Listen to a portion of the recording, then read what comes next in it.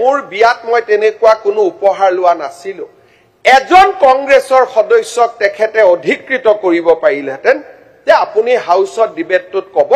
যে মোৰ ওপৰত হোৱা অভিযোগটো মিছা আৰু এটো মই প্ৰত্যাখ্যান কৰিছো আজি 20 দিন হৈ গল অখিল গগৈ ডাঙৰীয়াক চাব হি ইজ মোৰ লয়েল দেন দা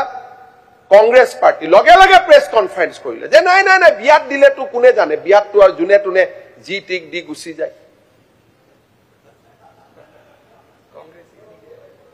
কালি মোৰ বিয়াত মোৰ লৰাৰ বিয়া হোৱা নাই মোৰ লৰাৰ বিয়াত যদি আদানী আম্বানী আহি 100 কোটি টকা দি থৈ যায় অখিল গগৈ ডাঙৰীয়া তেনেকুৱা ষ্টেটমেন্ট দিব নেকি যে নহয় এটো তো নন্দিলৰ গাত দোষ নাই বেচেৰা তাকটো দি থৈ গৈছে এটো ৰেকৰ্ড হ'ব পাৰে নেকি হিমন্ত বিশ্ব শৰ্মা আমি বিলাক সাধাৰণ মধ্যবিত্ত পৰিয়ালৰ পৰা ইয়ালৈকে অহাৰ কাৰণে আমাৰ ক্ষেত্ৰত আইন কানুন বেলেগ হয়তো অখিল গগৈ ডাঙৰীয়াৰ কাৰণে আইন কানুন বেলেগ তেখেতৰ 3 লাখ টকা লোৱাটোৰ ওপৰত আমি সবে তেখেতক টিটকাৰি মাৰি আছো কাৰণ he has risen from a small family কিন্তু ৰজাৰ ঘৰতটো ক'ব আমি কোনেও সাহস কৰা নাই আৰু অখিল গগৈ ডাঙৰীয়াই নিজক যিমান ডিফেন্ড কৰিছে তাতকৈ ৰজাক বেছি ডিফেন্ড কৰিছে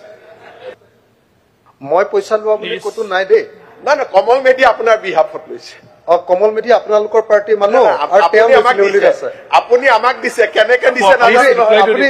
আপুনি ইমান ভাল যদি পাৰ্টিৰ পৰা খেদালো বুলি কৈ দিয়ক মই আকৌ কৈছো আপোনাকতো মই পাৰ্টিৰ পৰা খেদাই দিয়ক আপোনালোকৰ পাৰ্টিৰ পৰা খেদাই দিয়ক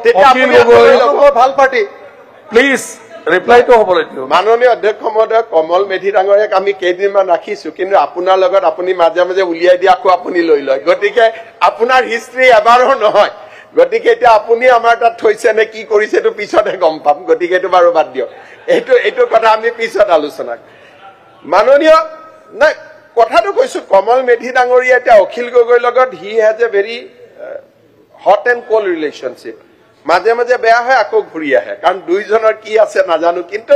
মই কমেন্ট দিব খোজা নাই কাৰণ সাধাৰণ ঘৰৰ মানুহৰ এনেকুৱা ধলে ধৰাটো আমাৰ প্ৰৱণতা কিন্তু অখিল গগৈ ডাঙৰীয়াই তেওঁক এপিএসসিৰ চেয়াৰম্যান দিব নোৱাৰে কমল মেধিয়েও দিব নোৱাৰে এপিএসসিৰ চেয়াৰম্যান কোনে দিলে ৰুলত ভাঙি কোনে দিলে আৰু তেওঁৰ লৰাৰ বিষয়ে যেতিয়া এলিগেশন আহে সাধাৰণ মানুহৰ মনত ডেফিনেটলি প্ৰশ্ন উঠিব যে হয় আজি অখিল গগৈ ডাঙৰীয়া কোনোবাই মোক কোনোবাই কিবা দিব আপোনাক কোনোবাই কিবা দিব ভয়ত দিব যে ঠিক আছে আমাৰ কথা যাতে বেছিকৈ কৈ নুফুৰ কিন্তু আমিতো তেওঁক এপইন্টমেন্ট দিব নোৱাৰো আমিতো তেওঁক 10 বছৰৰ কাৰণে এপিএসসি দিব নোৱাৰো কিন্তু যিজনে 10 বছৰৰ কাৰণে দিব পাৰে তেওঁৰ ঘৰৰ বিয়াত যদি সোণৰ অলংকাৰ দিয়ে it is a prima facie case of corruption unless it is denied আজিলৈকে এই মুহূৰ্তলৈকে কংগ্ৰেছ দলৰ সংসদ গৌৰৱ গগৈ ডাঙৰীয়াই আজিলৈকে ডিনাই কৰা নাই যদি ডিনাই কৰা নাই তাৰ মানে ইট ক্যান বি একসেপ্টেড আমি গ্ৰহণ কৰিব পাৰো he has taken that money in his marriage আৰু অখিল গগৈ ডাঙৰীয়া এটা ভাল কথা কৈছে যে বিয়াত দিলে তো গম নাপায় কংগ্ৰেছ দলৰ এজন স্পোকসম্যান বেদব্ৰত বৰাই কৈছে যে বিয়াত দিলে তেওঁ কেনেকে গম পায় তাৰ মানে আজিৰ পৰা যদি আপোনালোকে কৰাপশন কৰিব খুজিছে কাবাৰ ঘৰৰ বিয়া এখন পাতি লব Congress party has a rule যে ক'ত কৰাপশন কৰিব পাৰি তেওঁলোকে এইটোও জানে and this বেদব্ৰত বৰা মই যাৰ নাম কৈছো হি ইজ দা অফিচিয়েল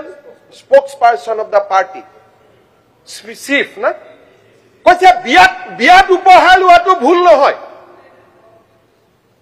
সভাপতিয়েও কৈছে যে বিয়াত উপহাৰ লোৱাটো ভুল নহয় তাৰ মানে এতিয়া আমাৰ অফিচাৰ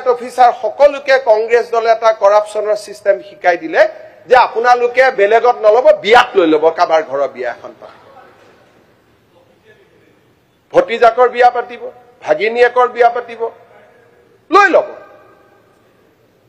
এনেকে কৰাপশন কেনেকে কৰিব পাৰি তাৰো পাব্লিক টিপস কংগ্ৰেছ পাৰ্টিয়ে দিয়ে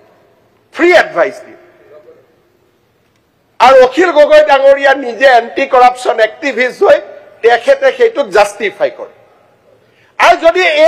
এই অভিযোগটো হিমন্ত বিশ্ব শৰ্মাৰ ওপৰত কিবা কৰি আহিলেহেঁতেন শেষে হৈ গলোহেঁতেন লাইন কৈ দিওঁ মানে মই একচুৱেলি নাজানো যে বিয়াত যদি কিবা দিয়ে সেইটো Income tax-ত দেখুৱাব এটা ইনকাম টেক্সত দেখুৱাবলৈ মই নাজানো সেইটো কথা মই আপোনাক স্বীকাৰ কৰি দিছো দেই